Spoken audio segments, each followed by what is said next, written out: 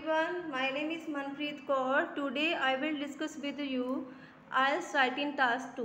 Mean कि अज मैं तुहाडे नाल दी structure of an IELTS Writing Task 2 ਉਹ डिस्कस करांगी कि जिहड़ा आ IELTS Writing Task 2 एक ऐसे दे बेस ते हुंदा ਉਹਦਾ स्ट्रक्चर की आ मीन कि ਉਹਦਾ फॉर्मेट की आ आपां किन्ने टोटल पैराग्राफ बना के आपां किसी भी टॉपिक नूं किस तरीके नाल एक्सप्लेन कर सकते हैं जो मैं डिस्कस करांगी। जिस तरीके नाल कि IELTS Writing Task 2 हैगा आ उहदी कि ओवरऑल जिहड़े बैंड हुंदे आ 6 हुंदे आ एंड जिहड़ा टाइम पीरियड हुंदा है मीन किन्ने टाइम दे विच कंप्लीट करना मीन हुंदा आ 40 मिनट्स कि 40 मिनट्स दे विच कंप्लीट करना आ। एंड वर्ड लेंथ जिहड़ी उहदी हुंदी है 250 तो लैके आपां 270 वर्ड तक आपां लैके जा सकते हैं। Okay, let's we start with the structure of an IELTS एसे। जिहड़ा कि IELTS दा स्ट्रक्चर आ पहलां कि आपां एग्री डिसएग्री बेस ते हो गया कोई टॉपिक, नेगेटिव पॉजिटिव हो गया, advantage disadvantage, otherwise outweigh the advantage and disadvantage ਉਹਦੇ बेस का स्ट्रक्चर डिस्कस करांगे। नैक्सट अगे जाके discuss both view and causes and जिहड़ा आ सोल्यूशन वाला वो डिस्कस करांगे। फर्स्ट भी start with the agree disagree जिहड़ा आ मीन के नेगेटिव पॉजिटिव हो गया ਉਹਦਾ स्ट्रक्चर की आ।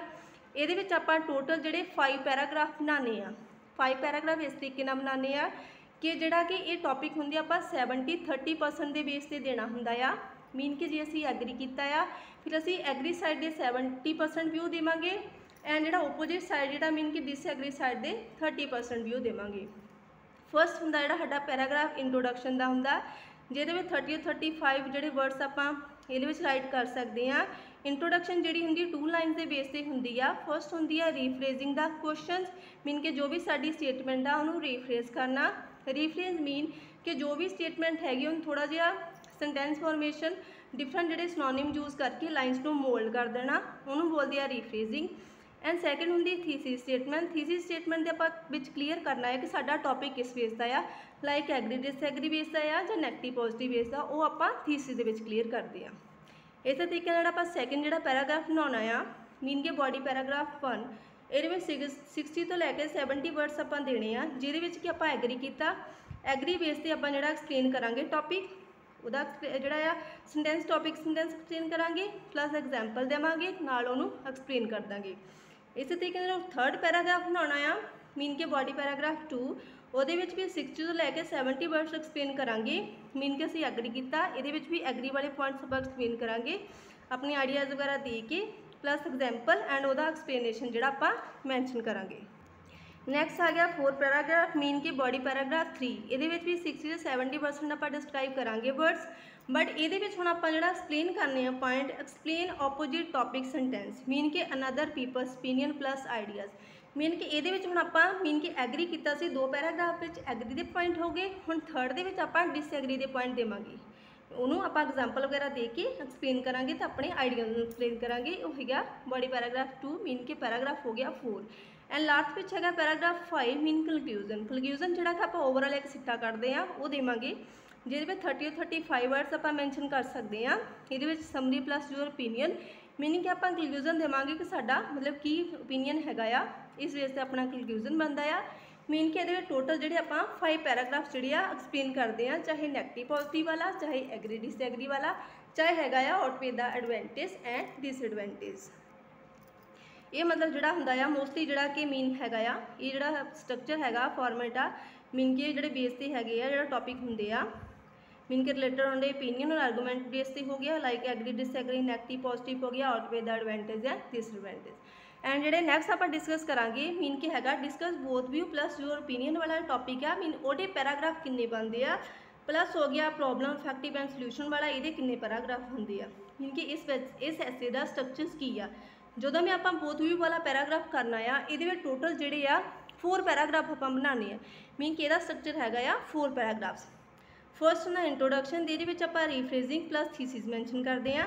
सैकेंड जो होंगे यह पैराग्राफ मीन कि बॉडी पैराग्राफ 1 वो आप वन साइड का व्यू डिस्कस करते हैं एंड जो थर्ड पैराग्राफ आ मीन के बॉडी पैराग्राफ 2 वो आप अदर साइड का व्यू जोड़ा वो डिस्कस करते हैं।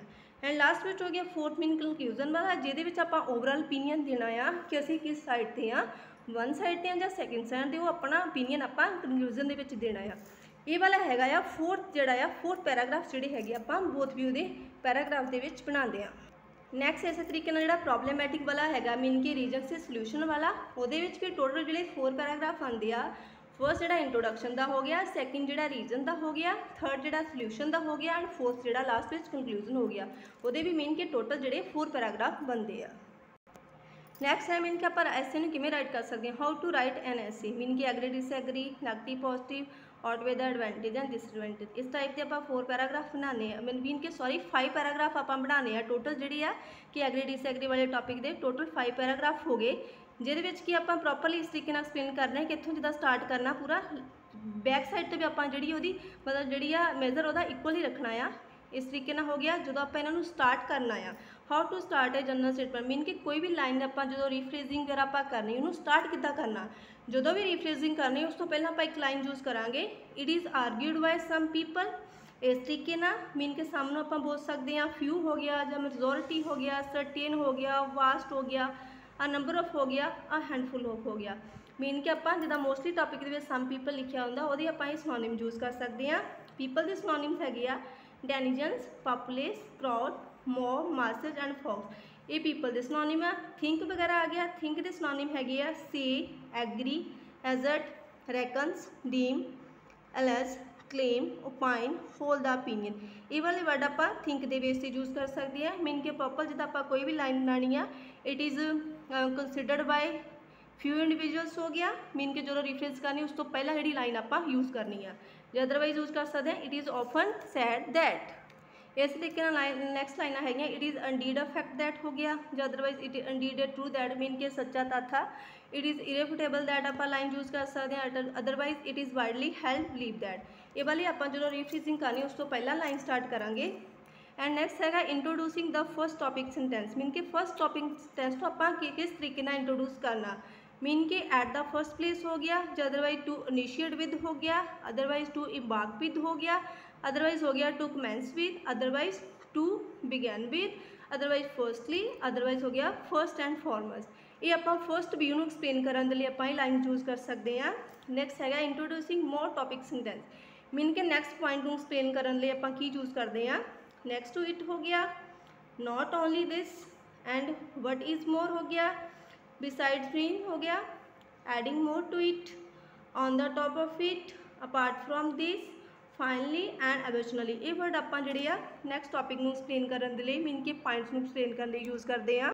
नैक्सट है मीन के मैंशनिंग जो कॉन्ट्राडिक्ट, कॉन्ट्राडिक्ट मीन के ओपोजिट साइड का व्यू देने आप जो मैंशन करते हैं, however, mean by, whereas, while, nevertheless, nonetheless, even though, although, in spite of, on the contrary, notwithstanding।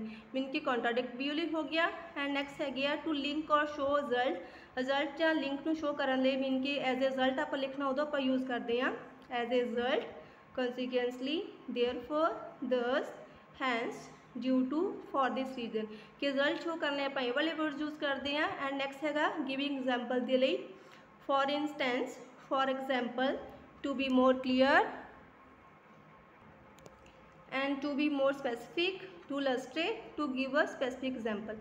ये मीन का आप एग्जाम्पल में शो करने वर्ड्स यूज़ करते हैं, वो सिनोनिम्स है। एंड नैक्सट है गिविंग एडवाइज और सजेशन लिए आप यूज़ करते हैं, should, could, must, ought to, has to, have to and can.